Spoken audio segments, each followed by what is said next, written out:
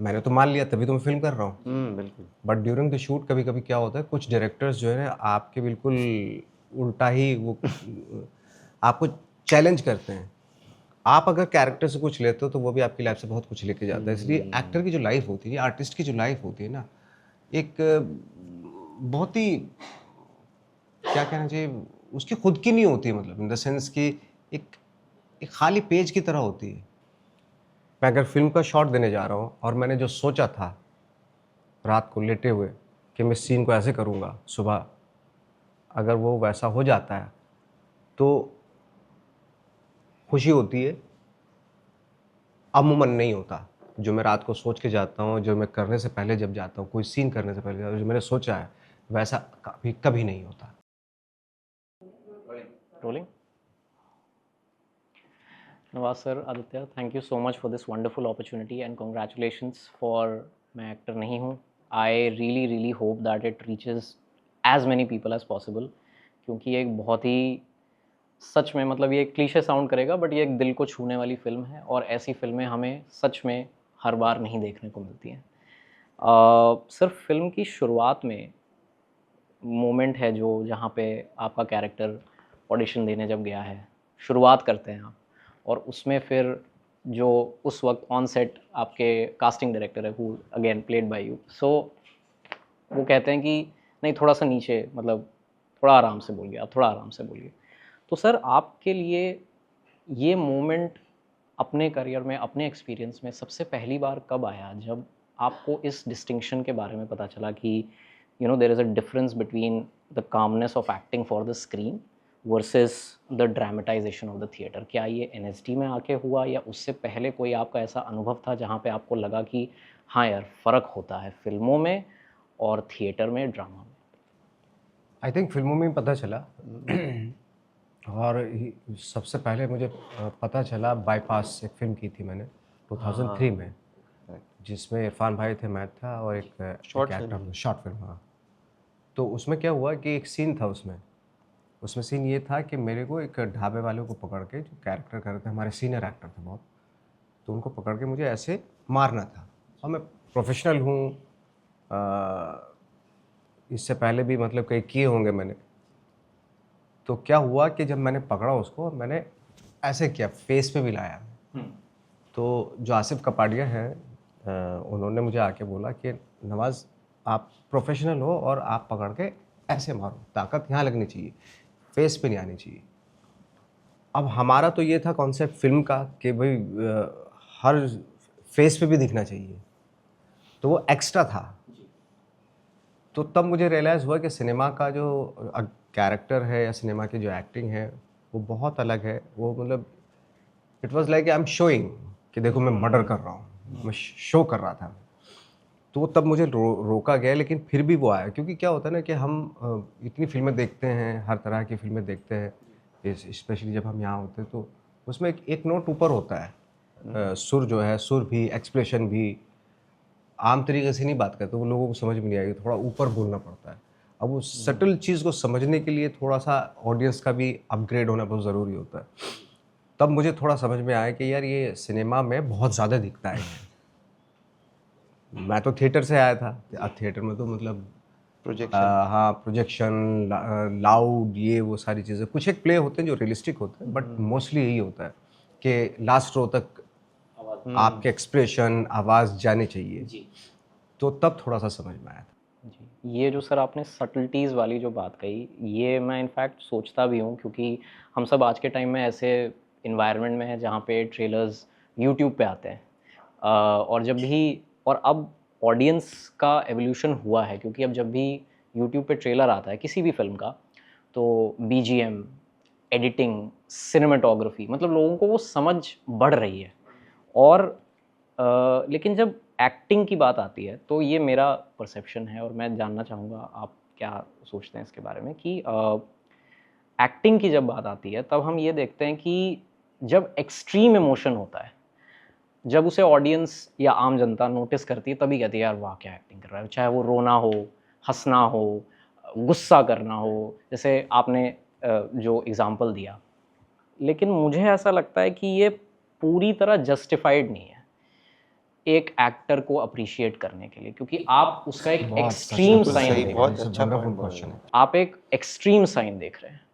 लेकिन सर जैसे अब ये भी है एक चीज़ कि क्योंकि मैं भी एक ऑडियंस मेंबर ही हूँ और हम सब ऑडियंस मेंबर हैं, हमारा भी एवोल्यूशन हुआ है करेक्ट। और हमने धीरे धीरे समझा है। तो सर मैं आज I would love to get this opportunity to know from you कि वो ऐसी क्या सटल्टीज़ हैं जो एक आम इंसान नोटिस कर सकता है, क्योंकि हम अक्सर सिनेमा देखते हैं, नोटिस नहीं करते तो क्यूरियस नहीं होते। तो सर ऐसी क्या सटल्टीज़ हैं जो हमें, अगर हम थोड़ा सा देखें तो हमें मदद मिलेगी कि हम एक एक्टर के काम को और अच्छा मतलब अप्रिशिएट कर पाएँ? आई थिंक जैसे आपने 2-3 इमोशंस के बारे में बोला, लाइक फॉर एग्जांपल जैसे गुस्सा है या सैड है या और जो या लाफ्टर है, ये कुछ इमोशन ऐसे हैं जो बहुत ही सामने होते हैं और जिस पे जो सटल, अगर उस पे सटल लेके चलेंगे तो शायद लोगों को समझ में नहीं आएगा, लोगों तक पहुंच नहीं पाएंगे। ये ऐसा लगता है, एक्टर को लगता है, डायरेक्टर को भी लगता है कि शायद वहाँ तक पहुंच नहीं पाएंगे। तो उसमें थोड़ा सा ज़्यादा, अगर रोना है तो थोड़ा सा और ज़्यादा रोना है ताकि लोगों को समझ में। बट फॉर एग्जांपल जैसे डिनेरो का एक बहुत अच्छा कोटेशन है कि अगर मैं एक चीज़ को अपनी आई बॉल शिफ्ट करके कन्वे कर सकता हूँ तो उसके लिए मुझे एक लंबी चौड़ी स्पीच या इमोशनल होने की ज़रूरत क्या है ना। और वैसे भी कहते हैं ना कि सब टेक्स्ट भी बहुत मायने रखता है कि पब्लिकली हम अपने इमोशंस को हमेशा हाइड करते हैं, लेकिन फिल्मों में उल्टा होता है कि हम शो करते हैं। अच्छा, ऑडियंस जो है ना इजीली समझ जाती है। वो हम लोग हमेशा ऑडियंस को ना अंडरस्टिमेट करके चलते हैं कि ऑडियंस शायद समझ ना पाए इसलिए थोड़ा सा ज़्यादा करना पड़ेगा, लेकिन नहीं, ऑडियंस समझ जाती है, बहुत अच्छे से समझ जाती है।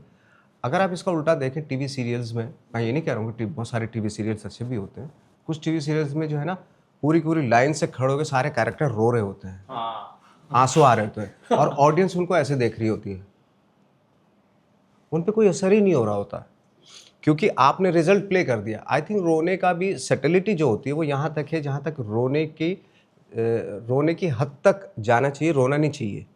तो आई थिंक वो सबसे सैड इमोशन होता है कि रस की, एक्टर का काम है रस की उत्पत्ति करना, रस का स्वाद करना जो है वो ऑडियंस का काम है। तो इसलिए एक्टर को सैड इमोशन में सेक्रीफाइस करना बहुत ज़रूरी है कि आप उनको वहाँ तक ले जाओ, लेकिन आप मत रो, नहीं वो तो रिजल्ट प्ले हो जाएगा, उसके बाद आपके पास बचा क्या है। सैक्रिफाइस करने का मतलब मीन्स के इट्स सो ईजी कि रो दें आप। एक्टर के लिए रोना सबसे आसान काम है क्योंकि उसके अपने बहुत सारे फ्रस्ट्रेशंस होते हैं ज़्यादा ज़िंदगी में, तो रोना सबसे आसान काम है, सबसे इजी है रोना। लेकिन रोने को रोकना वो बहुत मुश्किल होता है एक्टर के लिए, क्योंकि गाहे बगाहे एक्टर जो है रो देता है क्योंकि उसके अब मेरी डिमांड है किसी सीन में, मेरी 5% की डिमांड है, मुझे 5% तक ही सैड जाना है, लेकिन एक्टर का मन करता है मैं 100% जाऊँ जबकि उसकी डिमांड नहीं है। तो अक्सर ये होता है कि जो एक्सट्रीम इमोशन है वहाँ पे हम थोड़ा ज़्यादा कन्वे करने के लिए ज़्यादा कर देते हैं। लाइक जैसे हम लोगों की और मुझे लगता है सबसे ज़्यादा जो डिफ़िकल्ट है एक्टिंग में वो कन्वर्सेशन है। दो आदमी बैठ के बात कर रहे हैं, ये तो एक्सट्रीम इमोशन प्ले करना एक्टर के लिए सबसे आसान काम है। इसलिए मैं बोलता हूँ कॉमेडी करना या ट्रेजेडी करना सबसे आसान काम है, लेकिन कॉन्वर्सेशन या न्यूट्रल स्टेट में परफॉर्मेंस करना इट्स सो डिफ़िकल्ट। क्योंकि मैंने कई बार इस तरह के एक्सपेरिमेंट करने की कोशिश की, लेकिन बहुत बार फेलियर हुआ मैं, क्योंकि वो अक्सर बहुत जल्दी समझ में आती नहीं है। या अगेंस्ट द इमोशन प्ले करना, लाइक फॉर एग्जांपल जैसे हमने रोमियो जूलियट में बहुत सारे सीन ऐसे थे कि जहाँ पे आप लाफ्टर हंस रहे हो, लेकिन उन्हीं दोस्तों के बीच में एक बंदा बहुत ज़्यादा हंस रहा है, लेकिन उसके यहाँ पे चाकू लगा हुआ है, वो घायल है, वो मरने वाला है, लेकिन वो हंस रहा है। हमें यकीन ही नहीं हो रहा कि ये इतना ज़्यादा क्यों हंस रहा है। बाद में जब वो खोल के दिखाते हो तो पता चलता है my god is going down, actually is going to die. तो अगेंस्ट द इमोशन करना भी बहुत डिफिकल्ट होता है, और कन्वर्सेशन जो सटल कन्वर्सेशन होता है वो भी बहुत डिफिकल्ट होता है एज कम्पेयर टू सैड और कॉमिक और गुस्सा, एंगर, इसके। So you were asking this question, now I'll answer it from a filmmaker's point of view. Since you were saying how do you, I think that जब तक हमारी idea of performances dialogue पे निर्भर है, तब तक हम अपने आप को वहाँ तक नहीं ले जा सकते टू अंडरस्टैंड गुड परफॉर्मेंस.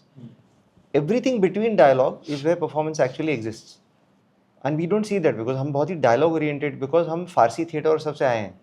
तो एक ड्रामेटिक डायलॉग जो कॉन्वर्सेशनल नहीं है, जो मीटर्ड है ऑलमोस्ट ना, जैसे सलीम जावेद साहब के भी जो बहुत खूबसूरत उस वक्त के लिए खूबसूरत डायलॉग थे, पर उन्हीं के बेटे ने दिल चाहता में वो चेंज करना शुरू किया कि लोग जैसे बात करते हैं वैसे बात कर रहे हैं.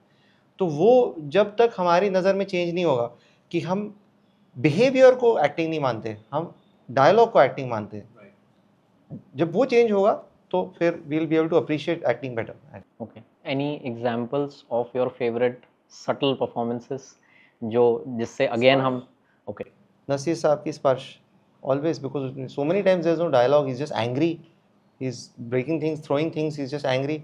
ओम पुरी साहब इन अर्ध सत्य, इतनी बार डायलॉग नहीं है, डायलॉग बहुत कम है उस सीन में, लेकिन वो एक मूड में है, वो गुस्से में है, वो फ्रस्ट्रेटेड है, वो एक मूड में है, एंग्स्ट में है, जो भी है.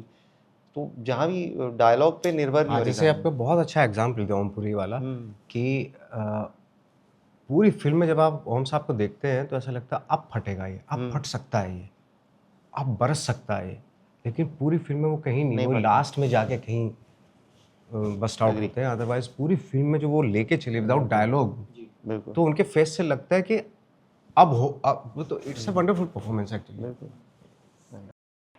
जब हम अदनान के कैरेक्टर की बात करते हैं, फिल्म हमारी जो है मैं एक्टर नहीं हूँ, उसमें जो आपका किरदार है वो this role is so much about physicality, being agile, जिसमें प्रेजेंस ऑफ माइंड भी बहुत ज़रूरी है, क्योंकि आप चल रहे हैं, आपको ट्रैम पकड़नी है, आपको टैक्सी पकड़नी है, आपको इधर जाना है, आपको विंडो की ग्रिल भी दिखानी है, आपको मतलब आपका जो एक्सटर्नल सराउंडिंग है वो बहुत डायनामिक. ट्रेन में घुसना है, उतरना है, डोनाल्ड डक भी बनना है, मतलब इट्स वेरी डायनामिक. तो सर मैं मतलब what makes me curious is कि हाउ इजी और how difficult it is to stay in character जब आपकी सराउंडिंग इतनी डायनामिक है. तो सर मैं ये जानना चाहूँगा. तो मुझे लगता है कि ये बहुत ज़रूरी होता है एक्टर के लिए कि लाइक फॉर एग्जांपल अगर आप उसमें भी अगर मौनी का जो कैरेक्टर है, जब वो बोलती है मुझे कि आप ज़रा मुझे वो दिखाओ, फ्रैंकफर्ट दिखाओ, उस वक्त पे जो उसके वो कई बिजनेस कर रहे हैं एट द सेम टाइम, साबुन बेच रही हो. हाँ, वो घर में आती है, अपने घर में बैग भी उतारती है, फिर जूता खोलती है, फिर साइड में ये रखती है, वो रखती है, और कंटिन्यूसली उसकी डायलॉग बाजी भी चल रही है, मतलब सीन चल रहा है हमारा. तो आई थिंक वो सीन मुझे इसीलिए उसका बेस्ट सीन इसीलिए लगता है वो कि बहुत सारे बिजनेस कर रही है, एट द सेम टाइम अपने कैरेक्टर को मेंटेन भी कर रही है, और गिव एंड टेक भी हो रहा है, सब कुछ हो रहा है. अदरवाइज क्या हुआ, तो जैसे आदित्य ने बताया कि बहुत ही अच्छी बात है कि हम लोग एक्टिंग को यहाँ पे तब मानते हैं जब डायलॉग शुरू होता है. मेरा डायलॉग ख़त्म हुआ, आपका शुरू होगा, और बाकी मैं कुछ नहीं कर रहा हूँ, सिर्फ डायलॉग बाजी कर रहा हूँ. तो ये तो बहुत इजी है, लेकिन एक्टर को जहाँ फंसा दिया जाता है 5-6 बिजनेस में कि ये भी करते, चाय पकाते पकाते तुम्हें सोलोलो की बोलनी है अपनी, और ये पूरा बर्तन मांजने, सारे सब कुछ करना है, उसमें बस्ट आउट भी होना है, सब कुछ होना है, लेकिन बिजनेस नहीं छोड़ना है. आई थिंक वो बहुत डिफिकल्ट होता है एक्टर के लिए. तो दैट इज़ वाई, इसलिए सराउंडिंग में इतनी सारी सराउंडिंग्स हैं, ये है वो है, तो बट आई थिंक यही एक चैलेंज भी होता है एक्टर का. और खुद को अच्छा लगता है जब इतने सारे टास्क डायरेक्टर देता है आपको कि आपको ट्रेन में भी चढ़ना है, अपने कैरेक्टर में भी रहना है, डोनाल्ड डक भी बनना है, बहुत सारे लोग भी आसपास, उन पे भी नज़र नहीं जानी चाहिए, वटएवर जो भी आप अपने आप में रहना है, वटएवर जो भी. तो वो एक्टर के लिए एक चैलेंज होता है. वो आई थिंक वो एक्सरसाइज एज ए एक्सरसाइज भी बहुत अच्छी होता है जब आप एक्टर को बहुत सारे बिजनेस फंसा दिया जाता है. इनफैक्ट बहुत ऑफन होता था इन माई फर्स्ट फ्यू फिल्म्स, अगर मुझे लग रहा है कि कोई ओवर कर रहा है किसी चीज़ को, तो मैं जाके नहीं बोलता था कुछ कि ओवर, मैं बस उनको कुछ दे देता था. अरे ये कफलिंग, ये शर्ट की स्लीव है किसी पुलिस वाले की, खोल दी, अच्छा तुम बंद करते करते आना सीन में, तो नेचुरल हो जाता था. करेक्ट बिल्कुल. अच्छा, गुड टेक्निक. जी, लेकिन एक चीज़ ये भी है कि जब हम मतलब मूवमेंट तो है अदनान का, लेकिन अदनान बड़ा कंपोज्ड है. मतलब हाथ वैसे, और मोनी को अगर आप देखेंगे तो हाथ चल रहे हैं, बॉडीली मूवमेंट काफ़ी वो है. इस चीज़ का योगदान बम्बई का है, एक्टर का नहीं है। और फ्रैंकफर्ट का है। फ्रैंकफर्ट का है। तो हाँ, तो मैं यही पूछना चाहता हूँ कि is that the sophistication of living in Germany और is he hiding himself from the world? It's the weather, the answer is that. यहाँ इतनी गर्मी है, तिलमिला जाए इंसान 2 सेकंड में। और भीड़ इतनी है। भीड़ इतनी है, हाँ। वो स्ट्रेस जो है रोज़मर्रा की ज़िंदगी का यहाँ हर इंसान के ऊपर, वो मुझे लगता है मोनी की परफॉर्मेंस में निकलता है। और इनका जो वहाँ आके 7 दिन पहले शूट के ये रहे, तो उनकी बॉडी की नींद बेटर हो गई, सोने बेहतर लग गए, थोड़ा लेट उठने लग गए अपने नॉर्मल टाइम से, बॉम्बे के जो टाइम है। वॉक पे जाने लग गए, वो हवा में वो AQI नहीं था ऐसा कुछ। तो वो 7 दिन में उनका फिजियोलॉजी में चेंज आ गया था, तो आपको फिल्म में देखने लग जाएगा। फेस भी थोड़ा ऐसे ना वो पफी और ग्लो ऐसे सॉफ्ट हो जाता है फेस, मुझे लगता है हाँ। वहाँ जाके वो धूप नहीं पड़ती ऐसी कड़कती हुई। राइट। सर, आज तक का सबसे physically demanding, physically challenging role आपके लिए क्या रहा है? वैसे तो मेरे लिए बाला साहब ठाकरे था, क्योंकि वो पतले दुबले से थे और मुझे ये फाइंड आउट करना पड़ा कि अगर इतने वेट का अगर इंसान होता है, वो कहाँ पे उसका वेट शिफ्टिंग कहाँ होती है ज़्यादा, क्योंकि हर इंसान की आदत होती है, कोई टो से चलता है, कोई घुटनों से चलता है, कोई बट से चलता है, कोई पेट से चलता है, वेट शिफ्टिंग वाली जहाँ तक बात होती है। और एक हल्के वेट वाला आदमी किस चीज़ पे चलता है, तो फिजिकलिटी का भी ध्यान रखा और एट द सेम टाइम जो जिस टोन में, जिस सुर पे वो बात करते, तो वो सुर साधा मैंने कम से कम 2-3 महीने तक, कि हर इंसान की आदत होती है एक सुर पे बात करता है, वो उसका पक्का हो जाता है वो। तो नॉर्मली हमारे सुर बंधे होते हैं, हम उस सुर पे ही बात करते हैं हमेशा। मैं अचानक से ये नहीं कर सकता, अचानक से अरे आदित्य क्या हाल है और सब बढ़िया, मैं ऐसे बता और आदित्य क्या हाल है, तो ये मेरा सुर है, मैं हमेशा इसी सुर पे बात करता हूँ।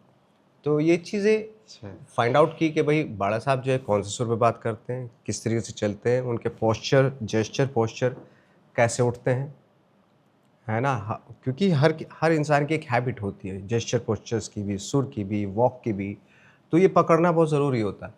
तो इसलिए उसको स्कोर करने में बहुत टाइम लगा, मतलब उस चीज़ को, छोटी छोटी चीज़ों को बनाने में वक्त लगा। अच्छा, ये जो डोनाल्ड डक वाला सीन है, I just want to understand, is this also an exercise to break his sophistication in public? हाँ, एब्सोल्युटली। बट ऑल्सो उसको जेलेसी तो है मोनी को इनसे, तो उसको मज़ा भी आ रहा है इनको दिक्कत में डालने की, वो भी है, दोनों चीज़ें, एक्सरसाइज भी है। और सर, आपने NSD के टाइम पे कोई ऐसी एक्सरसाइज आपने भी करी जहाँ पे लिटरली आपको एक क्राउड के बीच में छोड़ दिया, नुक्कड़ नाटक जैसे या कुछ ऐसा? मैंने मेरे ख्याल से 15,000 शोज़ किए होंगे नुक्कड़ नाटकों के, 15,000 शोज़ किए मैंने। कम से कम 2 साल तक हम 4 शो डेली करते थे। तो उसमें NSD पास आउट होने के बाद तो उसमें पैसा मिलता था, इसलिए करते थे हम लोग। क्योंकि कोई पहले क्या होता था, एडवर्टीजमेंट के लिए टीवी पे तो दो ही चैनल थे, DD1 DD2। तो बाकी जो कंपनीज आती थी, जैसे कोई ऑयल कंपनी है, तो उनको एडवर्टीजमेंट करना है दिल्ली में, तो हम 5-6 एक्टर को ले लिया, एक वैन दे दी हमें, हारमोनियम और ढपली ले ली, हर जगह जाके उसके शोज़ कर रहे हैं। तो ये आदत शुरू से पड़ गई थी हमें कि भाई लोगों के बीच में जाके अलग-अलग शहरों, अलग-अलग, हाँ, दिल्ली में ही। अच्छा, हाँ। नाइस। इसमें एक एस्पेक्ट जो मौनी का कैरेक्टर बहुत ज़्यादा बताने की कोशिश कर रहा है सर के कैरेक्टर को, वो ये है कि खुद को जानो, खुद को समझो। सो वुड यू से कि yes, this is actually the very first step of becoming an actor? I think 3 साल लग गए हमें ये जो एक्सरसाइज दी थी NSD में कि you have to find out yourself what you are, ये सब। वो तो खैर पूरी ज़िंदगी नहीं पता चलता कि आप एक्चुअली, इतने कॉम्प्लिकेशंस हैं आपके माइंड में, ब्रेन में, कि आप खुद ही पहचान नहीं पाते कि मैं आज से कल किस तरीके से रिएक्ट करूँगा। मुझे खुद नहीं पता होता। तो मैं कभी कभी ऐसा रिएक्ट कर देता हूँ, तो मैं सोचता हूँ यार मैं तो ऐसा हूँ नहीं, मैंने ऐसे क्यों रिएक्ट कर दिया, क्या रीज़न था, क्या तो वो कांट से काम बता ही नहीं सकते, क्योंकि आप भी इवॉल्व हो रहे हैं। इवॉल्व हो रहे हैं, absolutely. But also like the engagement of this film, like there is no big plot ना, प्लॉट बहुत सिंपल सा प्लॉट है, पर engagement of this film emotionally इसके आप उनको और बेहतर जानते जा रहे हो। जैसे एक असली कॉन्वर्सेशन होता है, अगर आप दो लोग एक बार में मिल जाएं, दारू भी नहीं लग जाए, वो दारू आपको थोड़ा ऐसा ओपन अप कर देती है। वो 3-4 घंटे में जो कॉन्वर्सेशन है, वही वो फिल्म, जिस कॉन्वर्सेशन में आपको लगे कि आप सामने वाले को जान रहे हो, उनकी मोटिवेशन को जान रहे हो, उन आपका लगाव बढ़ रहा है उनकी तरफ, बिकॉज आप उनको समझने लग रहे हो, तो ये फिल्म में वही एंगेजमेंट है। हाँ, तो इसलिए नोइंग योरसेल्फ ही है गेम। वो नहीं हुआ तो फिर तो फिल्म वोंट वर्क। राइट। आपके हिसाब से sir what is the ideal relationship between a director and actor? I think मुझे लगता है कि एक्टर के लिए हमें, कोई भी एक्टर हो, वो हमेशा ये एक्सपेक्ट करता है कि मेरा जो डायरेक्टर है, मेरे लिए उसका एक सपोर्ट सिस्टम होना चाहिए, है ना, मुझे प्रोटेक्ट करे वो, है ना। और जैसे लाइक एक बच्चे की तरह होता है एक्टर। उस वक्त में जब शूट कर रहे होते हैं, उसको एक बच्चे की तरह संभालना होता है, और झूठ मूठ बोलना पड़े भले ही, कि भले उसने अच्छा ना किया उस शॉट में, लेकिन झूठ मूठ बोल दो कि यार बहुत अच्छा किया, है ना, तो अगला शॉट वो बहुत अच्छा, वाकई बहुत अच्छा देगा। क्योंकि ये सारा जो है ना कॉन्फिडेंस का गेम है पूरा, कि उसको, क्योंकि इतना वनरेबल होता है एक्टर के, शॉट खत्म होने के बाद में इमीडिएटली डायरेक्टर को देखता है वो, कि मैंने ठीक किया कि नहीं, क्योंकि वहीं से हरी झंडी चाहिए उसको। तो क्या बोलते हैं उसको, मैं नाम, एक वर्ड का नाम भूला, इतना एक्टर जो होता है वो इतना ओबीडेंट होता है वो, कि जैसे कोई भी काम किया तो पापा की तरफ देखता है ना बच्चा, कि पापा पापा मैंने अच्छा काम किया ना। तो ऐसे ही एक्टर का भी होता है, डायरेक्टर की तरफ इसलिए देखते हैं मैंने अच्छा काम किया ना। ये तो आपने भी ऐसा रिलेशनशिप इस फिल्म में भी मेंटेन किया, and what was your experience of working? मैंने हमेशा हमेशा मैं डायरेक्टर से यही एक्सपेक्ट करता हूँ कि वो मुझे ऐसे प्रोटेक्ट करके रखें जैसे मैं उनका अपना आदमी हूँ। मैंने तो मान लिया, तभी तो मैं फिल्म कर रहा हूँ। बिल्कुल। बट ड्यूरिंग द शूट कभी कभी क्या होता है, कुछ डायरेक्टर्स जो है ना आपके बिल्कुल उल्टा ही वो आपको चैलेंज करते हैं। बहुत सारी चीज़ें हैं चैलेंज करने के लिए। मैंने बोल दिया यार मज़ा नहीं आया परफॉर्मेंस में, नहीं यार ये बहुत ही एक्टर के लिए बहुत बड़ी बात है। पता नहीं कैसे सुन लेते हैं एक्टर ये कि तूने अच्छा नहीं किया। टेक्निकलिटीज़ बताओ कि यार नहीं तू अच्छा कर रहा है, थोड़ा सा ये कर दो वो कर दो, इस तरह की चीज़ें चलती है। जज नहीं करना चाहिए, ये जज नहीं करना चाहिए, नहीं अच्छा नहीं किया तुमने। मतलब हमने शुरू में बहुत सारे डायरेक्टर्स के साथ काम किया, जब हम स्ट्रगल कर रहे थे, छोटे मोटे वो करते थे, तो बड़ा ऑकवर्ड फील होता था, बहुत ही अजीब सा लगता था। मतलब एक्टर के लिए, एक्टर के साथ काम निकालने के लिए ना वो एक अलग वो होना चाहिए बाकायदा, कि इस एक्टर का बेस्ट कैसे निकलवा सकते हैं हम, किस टेम्परामेंट का है। क्योंकि एक एक्टर तो गालियाँ सुन लेता है या आपके ताने सुन लेता है, यहाँ से सुनता है यहाँ से निकाल देता है, एक बहुत मे भी शायद दिल पे ले लेता है, और ज़िंदगी भर कभी वो संभल ना पाएगा, अगर उसको ज़्यादा आपने हर्ट कर दिया। इतना फ्रजाइल होता है एक्टर। तो मुझे लगता है कि एक्टर को संभालने के लिए ना एक बाकायदा पूरा वो होना चाहिए कि इस एक्टर, इस टेम्परामेंट के एक्टर को मैं किस तरीके से डील करूँगा इसके साथ। अदनान एक ऐसा कैरेक्टर है who is never able to, और sorry never has been able to connect with his emotions. आज तक वो अपने अंदर झांक ही नहीं पाया वो इंसान। लेकिन Mauni on the other hand is someone जिसने वो जो प्रोसेस होता है खुद को जानने का, उसको अपना प्रोफेशन बनाया। अब क्योंकि ये फिल्म में हम इसी चीज़ के बारे में बात करते हैं कि you have to go deeper in your self, आप अपने आप को जानिए, तभी आप किरदार समझ पाएंगे, एक्टिंग को समझ पाएंगे।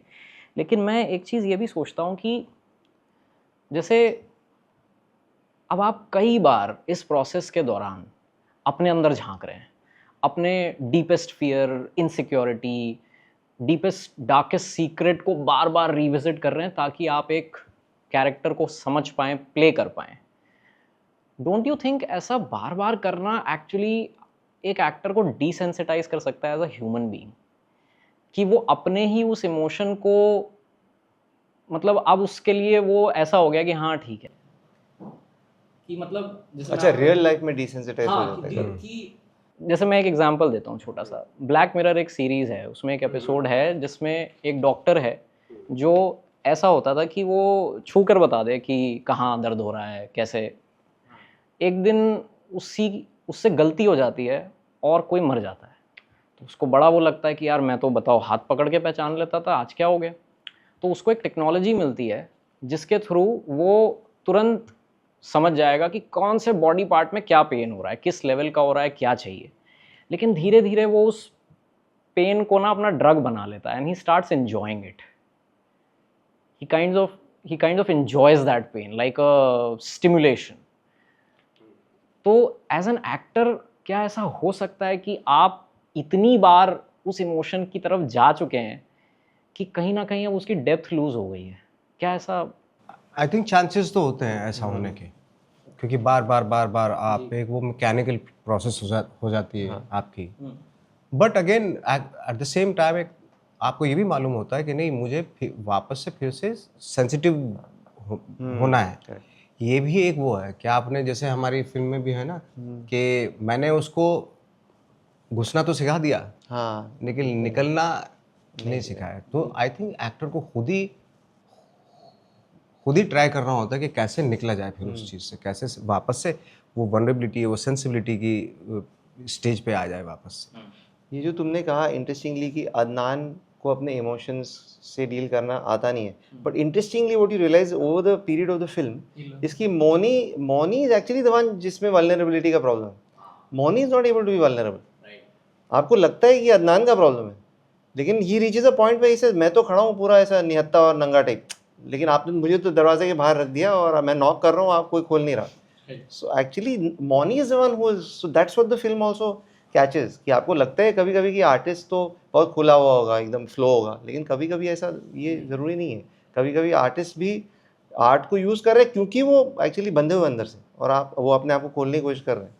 और हो सकता है कि कोई बाहर का इंसान जो आर्ट में नहीं डैबल कर रहा है उसमें वो फ्लो हो, ऐसे भी हो सकता है, जो मुझे लगता है फिल्म में ऐसा हो जाता है आफ्टर। इवन रियल लाइफ में भी अगर आप देखें, जो भी कोई भी, मैं I am not saying about actor, but कोई भी क्रिएटिव आर्टिस्ट होता है, वो आम लोगों के मुकाबले, मैं ये नहीं कह रहा आम लोग भी बहुत बेहतर है, तो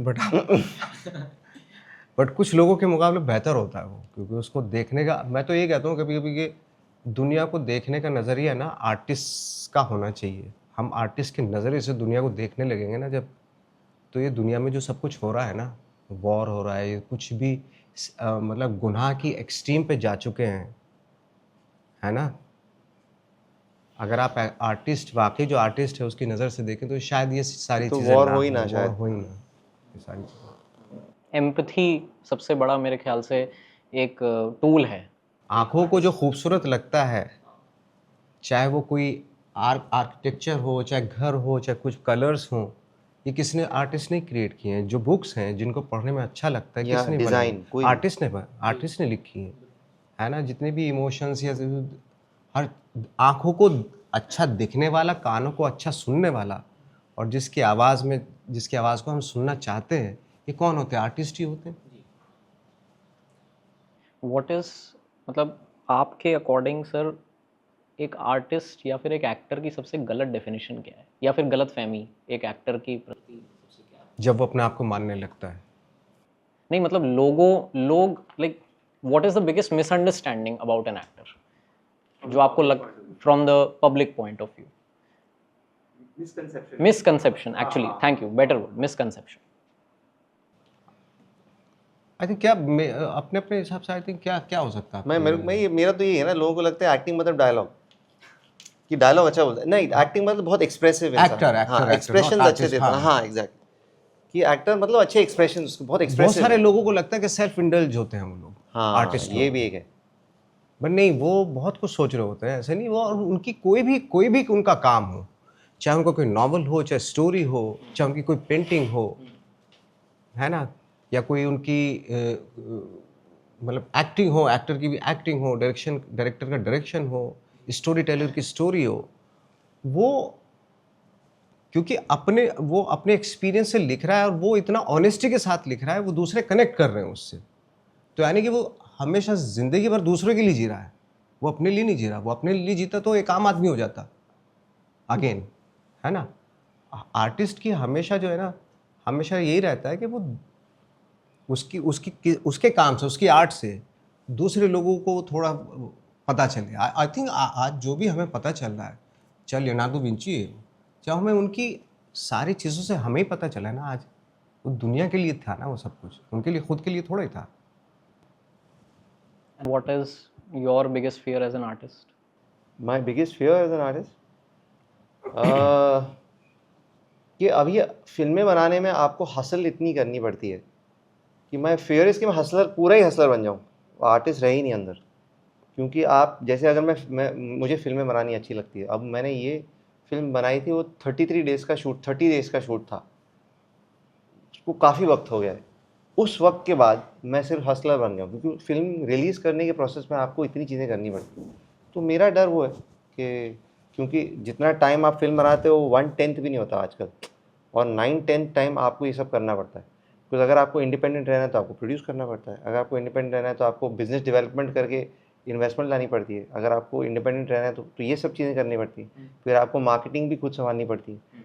तो उसमें आपका एज अ कलाकार इतना वक्त ज़ाया होता है कैलकुलेशंस में और इस समय कि फिर जो 30 दिन मुझे वो असली काम अच्छा लगता था वो तो 1/10 हो गया।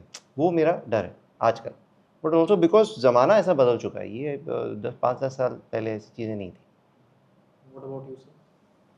मुझे तो नहीं लगता कि आर्टिस्ट होने से कोई फियर होता है, क्योंकि ये प्रोफेशन ही इतना ब्लंट है और आप बहुत मेंटली प्रिपेयर होकर आते हैं।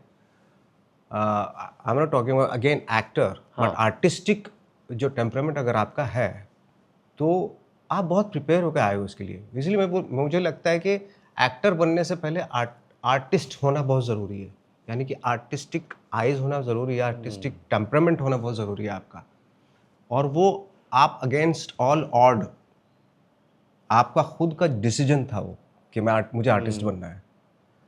तो मैंने समाज को या अपने आसपास परिवार को कि सबको ये बताते हुए कि मैं आर्टिस्ट हूँ, मैं आपके की तरह नहीं सोचूंगा, मैं इसकी तरह नहीं सोचूंगा, मैं अपने भाई की तरह नहीं सोचूंगा, मेरी सोच अलग है और उसके लिए मुझे बहुत सेक्रीफाइस करना, हर आर्टिस्ट को एक सेक्रीफाइस करना पड़ा, क्योंकि आप एक जो सेट थॉट है उससे निकल रहे हैं।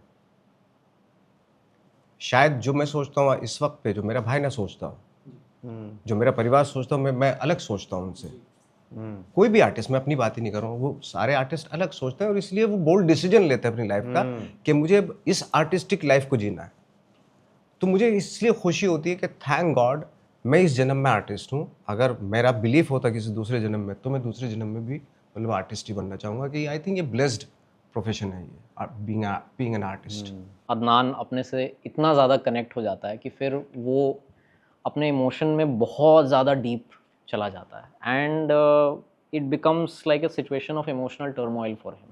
अपने आप को इतना जान लेता है, इतना डीपली चला जाता है and this again made me wonder कि हम, इनफैक्ट मैंने भी यही सवाल अभी पूछा कि we always talk about how आप घुसते कैसे हैं कैरेक्टर में, आप पकड़ते कैसे हैं उस चीज़ को, बट मैं ये जानना चाहूँगा सर कि how do you get out of that character, वो क्या प्रोसेस होता है? आई थिंक जैसे अदनान का जो आपने बोला ना, एक बड़ी अच्छी बात है वो। अगर उसकी लाइफ में मौनी ना आती तो वो एक आम आदमी रहता, ठीक है, बैंकर था, सब कुछ है ना, एक आम आदमी। तो इट्स लाइक एक कैंसर हो जाता है, जब बायोप्सी करते हैं तो अगर उसको इमीडिएटली ट्रीटमेंट नहीं दिया तो वो फैलना शुरू हो जाता है वो। तो मेरे ख्याल से एक तरह से निडल घुसाई उसने, मौनी ने, उसके अंदर, और जिस इमोशन से वो गुजरा है वो शायद कभी भी ना गुजर पाता। वो अपनी जाके जो वर्कशॉप में बैठता है अपनी माँ की, जहाँ पे वो सिलाई वाली मशीन में, मेरे ख्याल से वो दोबारा देख ही ना पाता अगर मौनी ना होती। मौनी ने बोला जाओ वहाँ पे, और वहाँ जाके वो बैठा और एक इमोशन से एक इमोशन के डीप में जाने की कोशिश करता, वो जाता है। मेरे ख्याल से अगर मौनी ना आती और इस तरह की एक्सरसाइज ना देती तो वो शायद अपने आप को तो फाइंड आउट कर ही ना पाता, और वैसे भी अपने इस इमोशन से उसकी कभी मुलाकात ना होती। तो आई थिंक ये इस सर सवाल एक्चुअली ये था कि जैसे आप एक किरदार में घुस गए, लेकिन उससे बाहर आप कैसे आते हैं? हाँ देखिए, जनरली तो बाहर आने के बहुत सारे तरीके हैं। एक कोई ट्रोलिंग हो जाती है तो निकल जाते हैं आप बाहर, दो चार गालियाँ दे दे कोई, है ना। इस फिल्म का बताओ थोड़ा, इस फिल्म का बताओ। बहुत सारे तरीके हैं आजकल। तो इस फिल्म की शूट खत्म हुई, सडनली हमको मिले थे किसी रिवर क्रूज के लिए, तो उनका हेयर स्टाइल एकदम अलग था, मिडिल पार्टिंग कर दी थी, तो मैं समझ गया कि ये थोड़ा इनसे निकल रहे हैं कैरेक्टर से। तो अदनान का हेयर स्टाइल तो अलग था, तो छोटी छोटी चीज़ें। But you know what you said about Adnan, what you were saying just now कि अदनान की ज़िंदगी मौनी नहीं आती, वो सही है। सिर्फ यहाँ चेंज होती है कि मोनी की जब जेलेसी ओवरटेक कर देती है उसको, तब वो अदनान को मौत के घाट वो वहाँ भेज देती है उसकी, भाई तो अब मैं तेरी हालत खराब करूँगा। तो वही खूबसूरत चीज़ कला जिसने एक्चुअली अदनान की ज़िंदगी को खोला हुआ है, वो ऐसा सिकुड़ा फूल था उसको आपने खोल दिया, वही चीज़ फिर उसका नेगेटिव करने लग जाती है। तो वो भी चीज़ है, अगर कलाकार के अंदर वो जेलेसी और वो नेगेटिव इमोशंस आ जाते हैं, वही कलाकार फिर बहुत कुछ खामी भी कर सकते हैं, नुकसान कर सकता है, हाँ नुकसान भी कर सकते समाज का। हैं। हाँ सही बात है। कला ऐसी चीज़ है ना। सर इसी चीज़ को एक स्टेप में आगे लेके जाना चाहूँगा कि अभी तक आपने इतने सारे कैरेक्टर्स प्ले किए, सबसे मुश्किल जिसको कहना चाहिए एग्जिट इंटरव्यू कौन सा था? सबसे मुश्किल किसी किरदार को छोड़ना कब हुआ? मुश्किल किरदार को छोड़ना कभी। हाँ, कि मतलब सबसे ज़्यादा मुश्किल हुई मुझे इस किरदार को छोड़। मैं सच बताऊँ, कोई ये कहना कि सिर्फ ये मुश्किल था, ये आसान था, ये मेरे लिए तो बहुत डिफ़िकल्ट है। हाँ, मेरे लिए हर किरदार बहुत मुश्किल होता है। जब मैं शुरू करता हूँ, हमें नहीं मालूम होता कि हम इस किरदार के थ्रू किस तरीके से ट्रैवल करेंगे, है ना? तो बहुत कभी-कभी बहुत आसान सा कैरेक्टर भी ना बहुत कुछ लेके चला जाता है आपकी लाइफ से। तो गिव एंड टेक होता है। बहुत सारे आप अगर कैरेक्टर से कुछ लेते हो तो वो भी आपकी लाइफ से बहुत कुछ लेके जाता है। इसलिए एक्टर की जो लाइफ होती है, आर्टिस्ट की जो लाइफ होती है ना, एक बहुत ही क्या कहना चाहिए, उसकी खुद की नहीं होती है, मतलब इन द सेंस कि एक एक खाली पेज की तरह होती है। आपको लिखना पड़ेगा। कभी कोई आया लिख रहा है, वो आया उसने लिखा, आप लिख दो। मैं और मुझे लगता है कि रहना भी चाहिए, खाली पेज रहना चाहिए, एक खाली सफ़े की तरह रहना चाहिए। बहुत मुश्किल है, बट जितना हो सके रहना इसलिए चाहिए क्योंकि आज मैं अगर आदित्य के साथ काम कर रहा हूँ, आदित्य के अपने थॉट थे इस कैरेक्टर को लेके, अदनान को लेके, बहुत कुछ था इनके दिमाग में इस कैरेक्टर को लेके। इन्होंने लिखा कि ये मैं नवाज से करवाऊंगा और नवाज इस तरीके से, मैं इनका एक टूल था। तो इन्होंने मुझे जैसे चलाया मैं चला, और मेरे लिए खुशी की बात ये थी कि थैंक गॉड मैंने इनके ज़रिए एक इंसान से मेरी मुलाकात हुई जो अदनान बेग था। मेरी लाइफ में कभी ना आता अदनान बेग अगर ये ना लिखते उसको, और लिख भी देते अगर मैं ना मानता, नहीं मैं अपने तरीके से करूँगा, तो कोई मतलब नहीं। फिर एक उस सफ़े पे 1000 लोग लिख के चले जाए, क्या फ़र्क पड़ेगा? कोई फ़र्क नहीं पड़ता। इसलिए क्योंकि वो सफाई खाली नहीं है। सफाई खाली नहीं है। तो मुझे लगता है कि खाली रखना अपने आप को ज़रूरी है, ताकि दूसरे लोग आके लिख के चले। आपकी लाइफ का इतना इंपॉर्टेंस है नहीं एक्चुअली, फ्रेंकली स्पीकिंग। और मुझे ये खुशी लगती है, खुशी होती है इस बात की कि अब आप अपनी लाइफ को इतना इम्पोर्टेंट ना बनाएं। बेटर है कि दूसरे के लिए छोड़ो। But also I have to add here, sorry, just this much that I think we have romanticized this ना, कि मैं निकल नहीं पाया, इसलिए क्वेश्चन भी आता है क्योंकि बहुत सारे एक्टर्स रोमांटिसाइज करते हैं कि मुझे महीने लग गए निकलने में, इसके इतने डार्क जोन में चले गया था, मैं एक कमरे में बंद हो गया था। तो ये भी ज़्यादा वो नैरेटिव है। आई थिंक वो लगता है कि वो भी सही है, क्योंकि वो क्या है ना कि वो एक सीरियसनेस है ना उसके अंदर, इसलिए वो बोल रहा है इस बात को लिए। आई थिंक वो सीरियसनेस भी होना बहुत ज़रूरी है। बहुत सारे एक्टर बोलते हैं कि भाई मैं वहाँ चला गया था, मैं भी बोलता हूँ, रमन राघव के लिए मैं अकेला जंगल में चला गया था, 4-5 दिन तक रहा। मैं सिर्फ एक चीज़ के लिए रहा कि जो रमन राघव की जो फिलॉसफी थी कि मैं इंसान को मार देता हूँ खाते पीते हकते मुत्ते और मुझे पेन भी नहीं होता।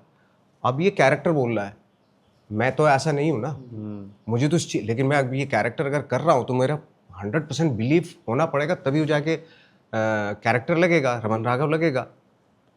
और इस चीज़ को समझने के लिए, इसको बिलीव करने के लिए मैंने 4-5 दिन लगाए कि नवाज तो ऐसा है कि किसी में हकते मुत्ते खाते पीते मतलब निपटा दूँ और मेरे पे असर भी ना पड़े। नवाज तो ऐसा नहीं है। लेकिन बार बार अब मैंने अपने आप को कन्विंस किया कि नहीं, मैं ऐसा हूँ, मैं कुछ भी कर सकता हूँ, 4 to 5 डेज लग गए। फाइनली कहीं ना कहीं तो बिलीव, अगर मैं, और नेक्स्ट डे शूट होना था, 5 डेज के बाद शूट होना था मेरा बम्बई में, तो मुझे लगा अगर मेरा ये बिलीफ नहीं हुआ मैं कर ही नहीं पाऊंगा ये रोल। और मैंने उसका एक्सपेरिमेंट करने की कोशिश की कि ये सब बिलीव करके अपने आप में कि मैं ऐसा हूँ। और मैं एक रास्ते पे निकला अपने, जहाँ मैं रिसोर्ट में रहता उससे थोड़ा जंगल की तरफ रास्ते में जब मैं निकला तो एक बंदा आ रहा था, और मैंने उसको दूर से देखा कि ये जो बंदा आ रहा है ना, इससे नवाज नहीं रमन राघव मिलेगा, ठीक है। और जैसे जैसे वो मेरे पास आता जा रहा था और मैं बिल्कुल रमन राघव की तरह होता जा रहा था, ये तो एक्सपेरिमेंट मेरे सामने हुआ कि जैसे मैं नॉर्मली जा रहा था उसके सामने, ये नहीं कि शो कर रहा हूँ मैं ऐसा या ऐसा कुछ नहीं, मैं नॉर्मली वो मेरी तरफ से आ रहा है और मैं उसकी तरफ देख रहा हूँ। जो मेरे पास आया वो उसने मुझे देखा, खटक के थोड़ा इधर चला गया, वो फिर रास्ता छोड़ के अपना वापस चला गया। तो मुझे लगा अब मैं यहीं से सीधा मुंबई जाता हूँ। और जैसे मुंबई आया मैं, तो मेरा पहला सीन था वो, जब मैं बैठा हूँ और मैं अपने बारे में बता रहा हूँ कि पुलिस मैं स्टेशन अपने वाला? काले हैं, पुलिस स्टेशन वाला? हाँ पुलिस स्टेशन वाला। अच्छा। हाँ, काला सफ़ेद, मैं तो साहब अपने क्या उस पर बात। चलता था, काला सफ़ेद। वो मेरे काले सफ़ेद पे गिरा, मैंने उसको बोला तू कौन है, उसको वो मैं जो बोला वायरल हो गया मैं था सीन। सिंधी दलवाई। तो ये इमीडिएटली वहाँ से सीधा ये सीन किया क्या था। बात है। हाँ। तो बिलीव तो करना पड़ेगा, अदरवाइज Fair. बहुत मुश्किल हो जाता है। No, my thing is people this तो you can see it on the screen. लोग बहुत ही ऐसे नॉनसेंस रोल्स के लिए भी ऐसे बात करते हैं यार। मुझे वहाँ दिक्कत होती है कि जब आप परफॉर्मेंस देखते हो तो मुझे दिखता ही नहीं उसका, वो इसमें तो दिख जाता है ना। इसमें वो होता है रोमांटिसाइज ज़्यादा हो जाता है बॉम्बे में। आप कर रहे हो ऐसे डिज्नी टाइप की परफॉर्मेंस, फिर आप ऐसे बात कर रहे हो रमन राघव जैसे, ऐसा है। But sir what would you से इज एक्चुअली, क्योंकि ये सवाल भी एक मौनी खुद रेज करती है अदनान के सामने, what is actually the biggest pain of an artist?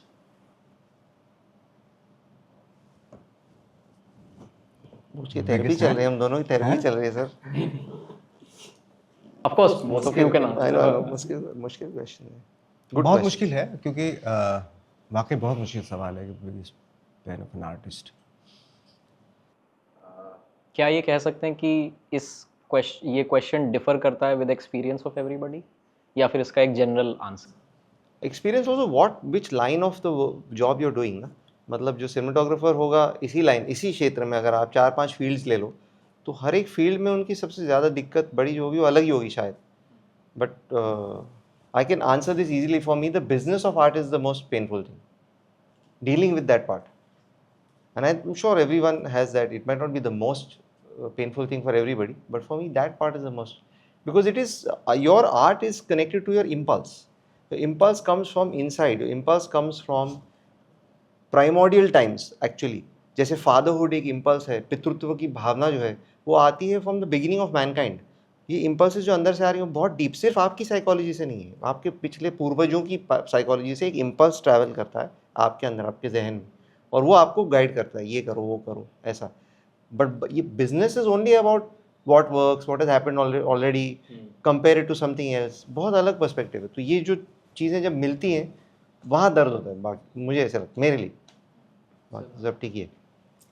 सब मुझे तो, मैं सच बताऊँ, मैं कई बार ऐसा सोचता हूँ कि लाइफ एक, मतलब जो नॉर्मल लाइफ, एक जो लाइफ है उसको नॉर्मली गुजारा जाए। बट क्या कभी कभी क्या होता है, बीइंग एन एक्टर,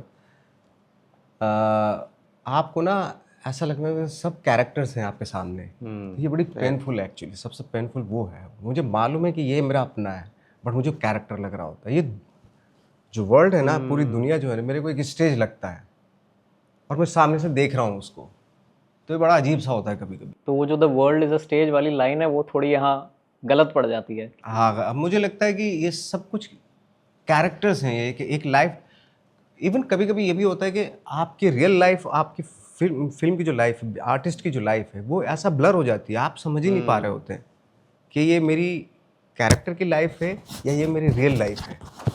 तो ये बड़ा अजीब सा होता है और वो पेनफुल भी होता है बहुत, क्योंकि आपको मालूम है कि नहीं यार ये रियल लाइफ है, बट आप अपने उसमें, इसलिए हमेशा कहीं ना कहीं मुझे लगता है कि एक जो अनइजीनेस जो होता है आर्टिस्ट के पास, वो हमेशा रहती है वो, क्योंकि उसको मालूम हो चुका है कि जैसे हम रियल लाइफ में एक कैरेक्टर प्ले करने के लिए आए, जैसे हम फिल्मों में एक कैरेक्टर प्ले करते हैं, वैसे ही वो शायद रियल लाइफ में, ज़िंदगी में उसको मालूम है कि मैं ये भी एक कैरेक्टर प्ले कर रहा हूँ। तो ये बड़ा पेनफुल है, ये इसका कश्मकश जो है ना, बड़ी अजीब सी है। तो फिर आप क्या कहेंगे कि on the flip side what is the biggest success, what is the true success for an artist? I think, मुझे नहीं लगता कि सक्सेस, मैं अपनी बात करूं अगर जी, मुझे डिपेंड करता है कि आप किस चीज़ को सक्सेस मान रहे हैं। कि आपने बहुत बढ़िया घर बनवा लिया, बड़ी फिल्म मिल गई आपको, वो आपके लिए सक्सेस है ना? वो बहुत ही सब्जेक्टिव है एक्चुअली। आपके लिए क्या? मेरे लिए ये है कि मैं अगर फिल्म का शॉट देने जा रहा हूँ और मैंने जो सोचा था रात को लेटे हुए कि मैं सीन को ऐसे करूँगा सुबह, अगर वो वैसा हो जाता है तो खुशी होती है, अमूमन नहीं होता। जो मैं रात को सोच के जाता हूँ, जो मैं करने से पहले जब जाता हूँ, कोई सीन करने से पहले जो मैंने सोचा है, वैसा कभी कभी नहीं होता। मतलब मैं उसके 25% भी नहीं पकड़ पाता हूँ। और मेरे लिए बड़ा वो होता है, परेशानी का सबब होता है कि मैं जैसा सोच रहा था वैसे क्यों नहीं हो पाया। तो हमेशा ये रहता है, इसीलिए मैं शायद आगे काम कर रहा हूँ कि शायद कभी ऐसा हो मेरे साथ कि जितना मैंने सोचा और उतना हो जाए। मैं आगे फ़िल्में भी इसलिए करता हूँ कि लेट्स सी देखते हैं, बट वो कभी नहीं हो पाता।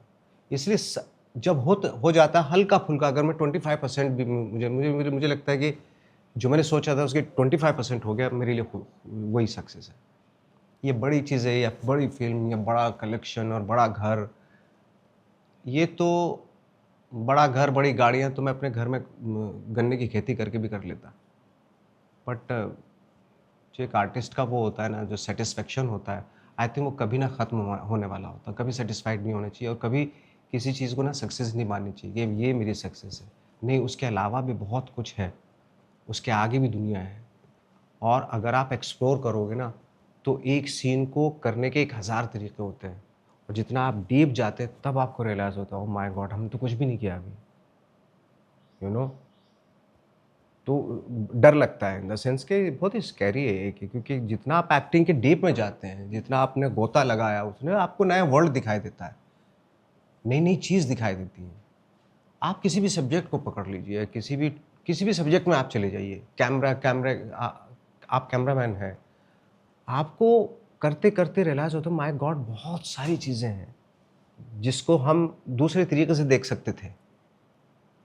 तो ऐसे एक्टिंग में भी है। बट आई थिंक ये this is also the beauty of art, subjectivity, कि आप अलग तरीके से देखेंगे, आप अलग, हाँ सक्सेस, हाँ, like true definition of success for an artist. लेकिन सर ने जो बात बोली तो मैं वही उसी का कहा कि subjectivity is the true enjoyment, कि आपने किसी चीज़ को अलग तरीके से देखा, आपने अलग तरीके से देखा, मैंने अलग तरीके से देखा, तो 3 पर्सपेक्टिव हैं। और ये तो सिर्फ शुरुआत है, आगे आप जाएंगे तो पता नहीं कितने और निकले। एग्ज़ैक्टली। और मैं सक्सेस के लिए नहीं, मतलब मैं सच बताऊँ, मैं सक्सेस होने के लिए नहीं आया था। मुझे इस प्रोफ़ेशन में मज़ा आता है, मुझे एक्टिंग करने में मज़ा आता है। क्योंकि उसमें मुझे मेरी औकात पता चलती है कि मैं बहुत सारी चीज़ें जो मैं नहीं जानता, तो जब ये पता चलता है ना, तो लगता है कि हाँ यार, अभी और कुछ करना है, अभी और आगे बहुत कुछ करना है। Not because of success, film की सक्सेस, बट बिकॉज़ ऑफ जो परफ़ॉर्मेंस के जो दायरा है, वो इतना वास्ट है ना कि हम सोच के भी पहुँच नहीं सकते वहाँ पे। एक बात मैं फिल्म के बारे में पूछना I चाहूँगा। have still अच्छा, sorry sorry sorry, I am so sorry, I am so sorry. no, I was just saying that I feel that now, because at this point where I'm at in my life, I feel कि आपकी एक inner journey होती है, उसको कुछ लोग spiritual journey बोल सकते हैं, मैं इनर जर्नी बोलना प्रेफर करता हूँ, साइकोलॉजिकल जर्नी बोल सकते हैं। आपके बचपन में आपके माँ बाप के साथ जो भी रिश्ता है, जो भी चीज़ें घटती हैं, जो भी आपकी साइकी को फॉर्म करती हैं चीज़ें, उस वजह से आपकी वो जर्नी हैम्पर हो जाती है। बट कला आके आप उसको सॉल्व कर सकती है बहुत हद तक, बिकॉज कला में वो पावर है, वो क्षमता है कि आपको वापस ट्रैक पे ला दे। आपके ability to make those relationships, to form things with people, makes you more functional and makes you evolve if you allow it to. So my current idea of success is कि कला मुझे derail ना कर दे, but मुझे continue करने की जगह दे वो उस जर्नी पे। I don't know if I'm able to explain it. God, Often it happens कि उल्टा हो जाता है, because दुनियादारी में ऐसे उल्टा हो जाता है। तो वो आजकल मेरी वो है कि, और purity is success for me. हाँ, आई इट्स नॉट, बहुत साल कॉन्शियस नहीं था अवेयर इसके बारे में, बट आजकल तो मुझे अवेयरनेस हो गई कि प्योरिटी, तो I want to seek that, वो क्या है, कैसे है, और हर चीज़ में हो सकती है। बुद्ध बोलते थे ना, आप तो नाले में भी नहाते नहाते प्योर रह सकते हो, depending on how you see it, like कमल जैसे। So but what is that is my seeking now, कि प्योरिटी चाहिए। और भी probably why I choose to make films like that or and go through this whole process. Film के and में मैं बस एक चीज़ ये सोच रहा था कि अदनान के कैरेक्टर ने मोनी को तो माफ़ कर दिया, but was he able to forgive himself? But for what? Forgive himself for what? Because he said कि मैंने आज तक कभी ऐसे सोचा ही नहीं. शायद कहीं ना कहीं उसे अभी भी लगता है कि मैं अपनी मम्मी के लिए नहीं कर पाया, चाह के भी उनके लिए और नहीं कर पाया. मैं जैसा इंसान बन सकता था अपने अंदर झांक के वैसा नहीं बन पाया, और मुझे ये एक दिखावे का ओवरकोट पहन के चलना पड़ रहा है. So was he able to? I don't feel that Adnan did anything which he needed to forgive himself for. हाँ. Okay. ऐसा मुझे नहीं लगा उसने ऐसा कुछ. बिकॉज मुझे एक्चुअली वो जो सीन है ना जहाँ पे सर मतलब सर का कैरेक्टर वो पेंटिंग के नीचे बैठा हुआ है and he is deep introspection, so then I felt कि maybe that was that moment जहाँ पे उसको लगा कि यार मैंने तो बहुत कुछ मिस कर दिया लाइफ में, और अब मुझे समझ में आ रहा है when I am the father of a daughter, और मेरी माँ भी नहीं है मेरे साथ, मेरे पिता भी नहीं है मेरे साथ. सो दैट इज ये मेरा परसेप्शन. हाँ एग्जैक्टली हाँ, मुझे जो खुशी वहाँ हो पे रही है कि बैठता तुमने वो, हाँ. तुमने मुझसे ज्यादा लिख लिया वो कैरेक्टर अरे जो नहीं. होना चाहिए. दोस्त यही तो इंटरप्रिटेशन होती है आर्ट की, कि तुमने उसको इतना अपना बना दिया कि तुम उसके बारे में आगे सोचने लग गए हो. मैं जहाँ मेरी सीमा खत्म हो गई इस किरदार की, तो मुझे तो खुशी हो रही है. चलो ठीक है. वो इसलिए भी है क्योंकि जैसे एक छोटी सी चीज़, और ये मेरा ऑब्जर्वेशन है, ये कोई रील बनाने के लिए नहीं बोल रहा हूँ मैं, बट ये है कि जैसे कलर्स, कॉस्ट्यूम्स, ये बहुत आपने किया है कि अदनान जब शुरुआत में हम देखते हैं he is wearing a black overcoat, he has covered himself, and in the end Mauni when she takes off that red cloth she is accepting her darkness कि मैं अल्कोहलिक हूँ. अदनान जैसे जैसे फिल्म में आगे बढ़ रहे हैं उनका जो सैचुरेशन है कॉस्ट्यूम का वो ग्रीन का बढ़ता जा रहा है क्योंकि वो एक्सेप्ट कर रहे हैं अपने आप को. इसीलिए लास्ट में जब वो जॉगिंग पे जाते हैं तो जो उनका ट्रैक सूट है that is deep dark green because he has accepted himself. And here when he is standing he has accepted it to a point कि ठीक है अब मैंने एक्सेप्ट कर लिया, अब मुझे दर्द नहीं होता एक्सेप्ट करके. वो एक्सेप्टेंस में दर्द है, बहुत ज़्यादा पेन है क्योंकि वो हुआ ही नहीं, वो अभी तक हुआ ही नहीं है. देख मुझे बड़ी खुशी हो रही है सुन के, because I tell you why. Because FTI में हमको पढ़ाया गया था कि जब आर्ट कोई भी चीज़ आप क्रिएट करते हो, एक बार इंसान उसको कंज्यूम कर लेता है तो उसकी हो जाती है वो, फिर वो को क्रिएट करने लग जाते हैं. तो मैंने आई टेल यू व्हाई मैंने ये सोचा नहीं था, क्योंकि वो जो ग्रीन वाला जो जॉग कर रहे हैं वो एक्चुअली पहले it was supposed to be beginning in the film, वो एडिट पे एंड में आया. तो ये मैंने सोचा ही नहीं था, मैं इसका क्रेडिट ले ही नहीं सकता. अरे नहीं. But that's the beauty. Analysis actually यही है, analysis इंटरप्रिटेशन है. यही तो हाँ, होता है. of course, of course. तो ये मतलब ये मेरा वो था थोड़ा. हाँ क्योंकि बट वो visually कलर्स समझ- के बारे में जनरली सोचा था राइट, हाँ हाँ कि अदनान आंखों को वो नहीं करेगा. वो ऑल्सो मौनी का रंग इज लाइक बॉम्बे का रंग, वो मरून बहुत इंटेंस है, वार्म टोन्स हैं, गर्मी भी है वैसे ही. और अदनान का है कूल टोन्स हैं. वो तो था वो टर्कोइजिश काइंड ऑफ एक जो जोन था, ब्लू टील करके ऐसे हाँ, कुछ बिल्कुल. जोन था. और वहाँ की जो ट्रैम्स हैं फ्रैंकफर्ट की, इसी इनके जो सूट के कलर की ही ट्रैम्स हैं, तो वो ब्लेंड इन हो जाते हैं थोड़े, वो ऐसे आँख को ऐसे नहीं होते. Doesn't hurt your eyes. Nice. My last question for this conversation, of course, both of you, and मैं नहीं बोलूँ मेरे से. So, what is the cost of success that not a lot of people acknowledge? Anyone can start. he feels the questions to me, as you can see. Hmm. He's saying ये वाला तू answer कर. What is the cost of success? That hardly anyone acknowledges. क्योंकि दिखता सबको है कि आप यहाँ बैठ गए हैं, पहुँच गए हैं, लेकिन वही होता है ना कि nobody looks at the climb, everyone looks at the summit. I think the cost of success generally is an inner journey, losing that inner journey, which doesn't happen to everyone, but you have to be very aware of it. What do you mean by losing that?